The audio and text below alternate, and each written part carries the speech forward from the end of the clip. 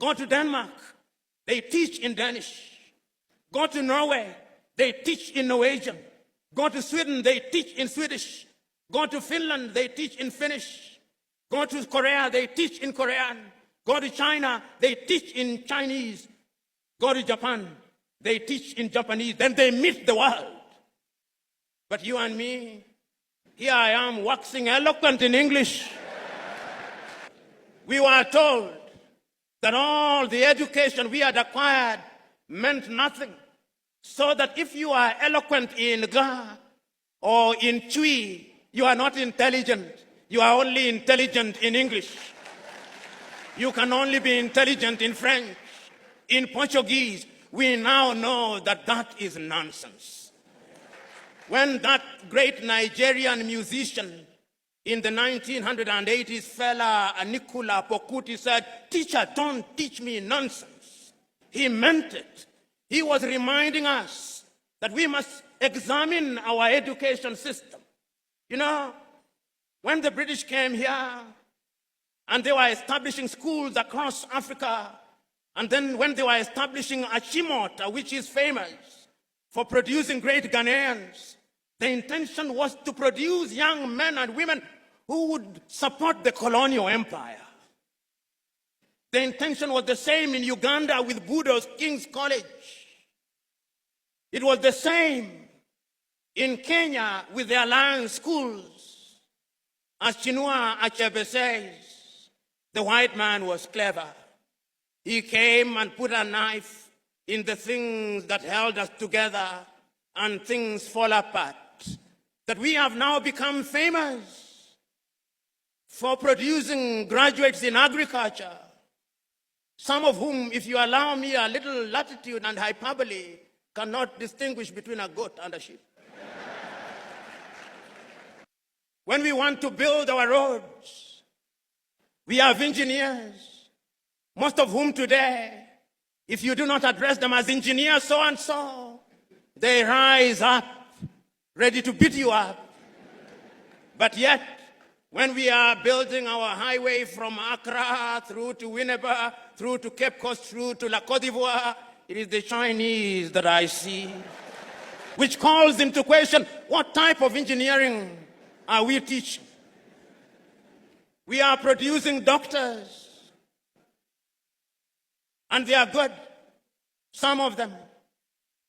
But yet, when those of us who have the ability are sick, unless they do not know, they want to be airlifted to Dubai and to Germany.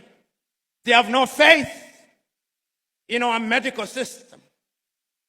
When we are sick during COVID, all Africa is crying to America, "Oh, give us Moderna, give us Pfizer," to the Russians, "give us Sputnik." We are crying. Yet we have universities with professors in medicine. We must re-examine our education system, even in matters as mundane as sports, which is a multi-billion-dollar industry. The United States of America offers our young men and women scholarships to study sports. Our universities don't. Football is a multi-billion-dollar industry.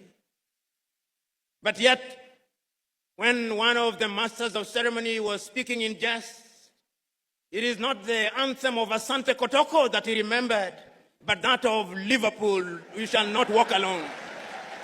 Theosagiefo was right when he said, we may actually solve the economic problem.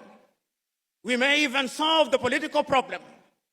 But I dare say that the mental problem which was impacted and makes us feel inferior will take a little longer to solve.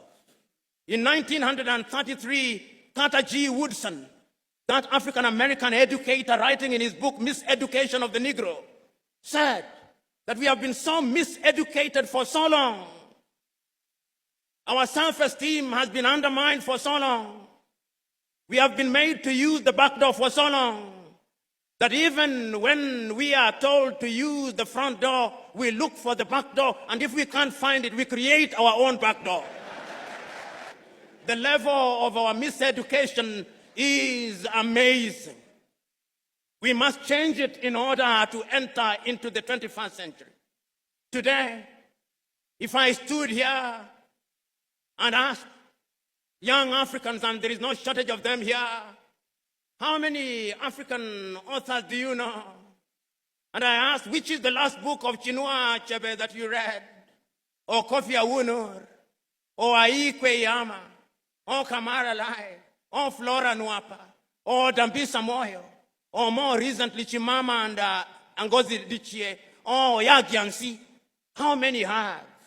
We have been made to believe that it's only Shakespeare and Charles Dickens that matter. The Osagyefo, to whom Africans owe an apology, wrote in his great book, Neocolonialism, the last stage of imperialism, and the most dangerous. We are in that stage.